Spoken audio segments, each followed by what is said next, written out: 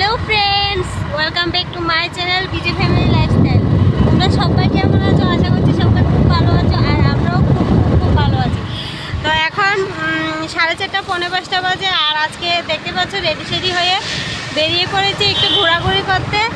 আর ছেলেকে রেখে এসেছি বাড়িতে শাশুড়ি মার কাছে। তো চলো ব্লগটা সবাই দেখতে থাকো, কেউ স্কিপ করো না। আর এক জায়গায় যাচ্ছি, গিয়ে তারপর তোমাদের দেখা হবো, মানে কোথায় গিয়েছি। তো সেটা দেখতে হলে চ্যানেলে চোখ রাখতে হবে। তো সবাই আমার সাথে থাকো আর দেখতে থাকো।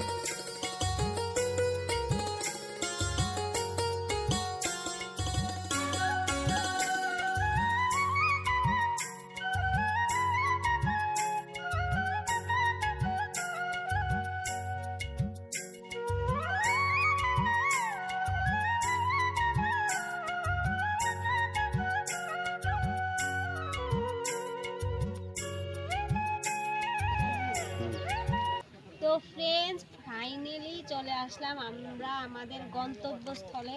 তো এটা হচ্ছে আমাদের ত্রিপুরার বিখ্যাত বিখ্যাত বিখ্যাত একটা জায়গা। এতদিন বিখ্যাত ছিল না, হঠাৎ করে ফেসবুকে ইনস্টাতে মানে সব কিছুতেই ভাইরাল হয়ে গেছে, যার জন্য এখানে অনেক অনেক লোকজন হয়, অনেক মানুষ হয় এখানে।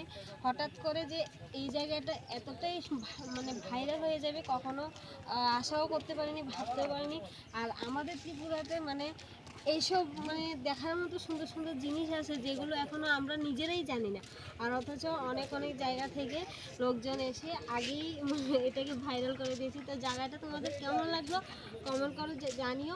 আর দেখতে দেখতে সন্ধ্যাও হয়ে গেছে, আর বেশিক্ষণ থাকবো না, তো বাড়িতেও চলে যাব। বাড়িতে গিয়ে আবার তোমাদের সাথে কথা হচ্ছে, তো সাথে থাকবো।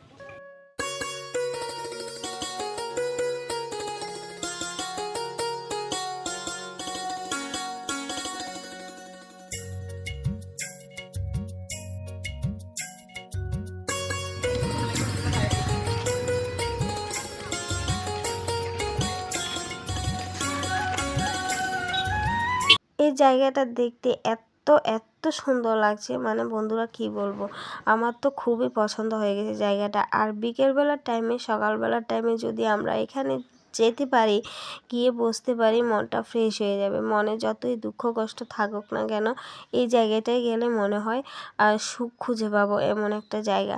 সত্যি খুব ভালো লাগছে। আর এদিকে দেখতে পাচ্ছ কত লোকজন হয়েছে, কত মানুষ হয়েছে, মনে হয় যেন একটা মেলার মতো বসেছে।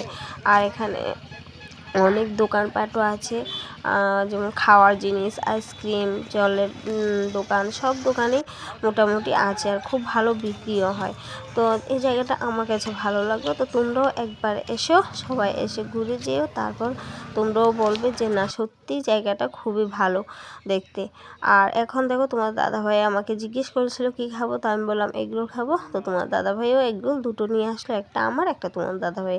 তো এখন বসে বসে এটা খেয়ে আর একটু ঘোরাঘুরি করবো, ঘোরাঘুরি করে বাড়িতে চলে যাবো। আর যেহেতু আমরা আসতে অনেকটা লেট হয়ে গেছে, সন্ধে পাপ হয়ে গেছে, হঠাৎ করে তোমার দাদাভাই বলছে যে আসবে। আর আমি তো অনেক দিন আগেই আসবো আসবো বলছিলাম, কিন্তু এখানে আর আসা হয়ে ওঠে না, শুধু সময়ের জন্য। তো ফাইনালি আসলাম। আর এইখানটায় আমি ছবি তুলবো বলে অনেকক্ষণ দাঁড়িয়েছিলাম, কিন্তু এদের আর ছবি তোলা শেষ হচ্ছে না। যাই দেখো জায়গাটা কতটা সুন্দর লাগছে, সত্যি বলতে আমার তো খুব ভালো লেগেছে এই জায়গাটা। তো তোমাদেরকেও বলবো প্লিজ প্লিজ একবার এসো, এসে এই জায়গাটা তোমরাও ঘুরে যেও। আর এদিকে মানে এটার সাথে একটা মন্দির আছে, বুদ্ধদেবের মন্দির, সেটাও তোমরা দেখতে পাবে। তো দেখো ফাইনালি চলেও যাচ্ছি, সন্ধে হয়ে গেছে, তো ফাইনালি বাড়িতে চলে যাব। আর যেহেতু ছেলেকে রেখে এসেছিলাম, তো ও কান্নাকাটি করছে, তো তার জন্য তাড়াহুড়ো করে এবার বেরিয়ে গেলাম। এই যে দেখো বুদ্ধদেবের মন্দিরটা, তো চলো একবার ঘুরে আসি ভেতর থেকে।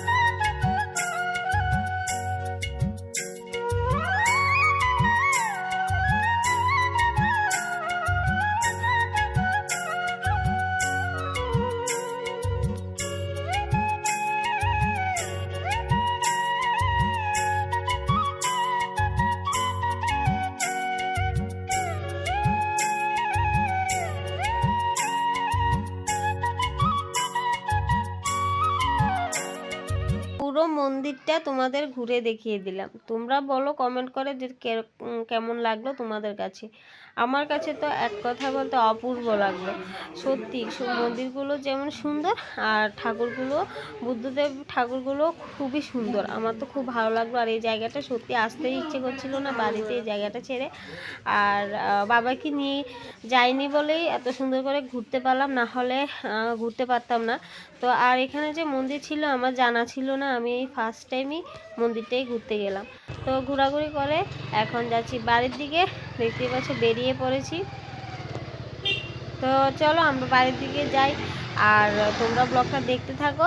আর আজকের ব্লগটা আমি এখানেই শেষ করছি। যদি ভালো লাগে লাইক কমেন্ট শেয়ার করে দিও। আর চ্যানেলে যারা নতুন আছো প্লিজ চ্যানেলটাকে সাবস্ক্রাইব করে আমাদের পাশে থেকো। যারা যেখান থেকে আমার ব্লগগুলি দেখছো সবাই আমাদের পাশে এভাবেই থেকো। আর সবাইকে ধন্যবাদ। তো চলো দেখা হচ্ছে নতুন আরেকটি ব্লগ নিয়ে।